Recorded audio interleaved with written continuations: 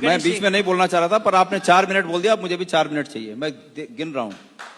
नहीं, आप उनकी बातों का जवाब देना चाहते हैं, हाँ। अपने सवाल पूछना चाहते हैं? मैं पहले उनकी बात ले जाना चाहती हूँ। मैं पहले उनकी बात का जवाब दूंगा। वैक्सीन की बात का? हाँ, उसका जवाब दूंगा। इस देश में अतीत में जितनी महामारियां फैली, कांग्रेस का शासन था, और आपके बाहों पे भी जो चवन्नी जैसा निशान होगा ना, वो कांग्रेस के शासन का निशान है। और ये भी बता दूं आपको, अभी तक जितनी सरकारें आई, सभी सरकारों ने मुफ्त टीकाकरण किया, मुफ्त। आप कोई नया काम नहीं कर रहे हैं।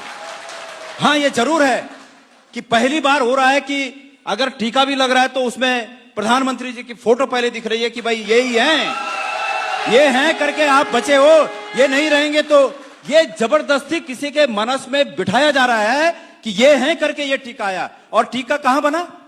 कांग्रेस के द्वारा निर्मित प्रयोगशालाओं में टीका बना है। आप भूल जाइए, आपने 7 साल में अगर एक नई प्रयोगशाला बनाई हो, भारतीय जनता पार्टी की सरकारों ने इस देश में कोई नया काम, एम्स कांग्रेस की देन है, तमाम प्रयोगशालाएं कांग्रेस की देन है। मुझे खुशी है इस बात की, और कांग्रेस के शासन की देन है। लेकिन उससे बढ़कर यह बात है कि वो हिंदुस्तान की देन है, भारत की देन है। मुझे इस बात पर फक्र है। आप इसको किसी एक व्यक्ति का श्रेय मान रहे हैं कि उस व्यक्ति का श्रेय है। माननीय कौशिक जी, ये हमारी बाहों पर बने ये चवन्नी जैसे निशान, ये दर्शाते हैं कि अतीत में भी ऐसी बीमारियां आई और उस समय की सरकारों ने बिना प्रचार के मुफ्त में पूरे देश के लोगों का टीकाकरण किया। अब आप विकास की बात कर रहे हैं, आप बड़े जोर शोर से कहते हैं कि ऋषिकेश से और कर्णप्रयाग की रेल लाइन हमारी उपलब्धि है। आपकी खाक उपलब्धि है, आप दूसरे के कामों पर कब्जा करने की कोशिश कर रहे हैं। आपको याद दिला दूं, और यह कोशिश नहीं होनी चाहिए। हम इस कोशिश का पुरजोर विरोध करेंगे। आप विकास करिए, वो विकास कार्यों के नाम लीजिए, हमें खुशी होगी। लेकिन ऋषिकेश कर्णप्रयाग रेल लाइन, एंटनी जी ने उसका शिलान्यास किया, यूपीए 2 की सरकार में उसके लिए बजट पारित हुआ, काम चालू हुआ। अब आपके समय में वो पूरा हो, अच्छी बात है, लेकिन दूसरे के कामों पर श्रेय मत लीजिए।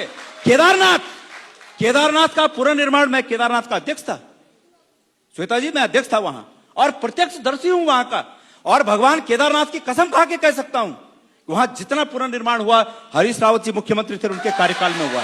और आप लोगों ने पूरे देश को बताना चाहता हूं, मैं धन्यवाद देना चाहूंगा कि इस राष्ट्रीय चैनल ने मुझे यहां पर आने का मौका दिया।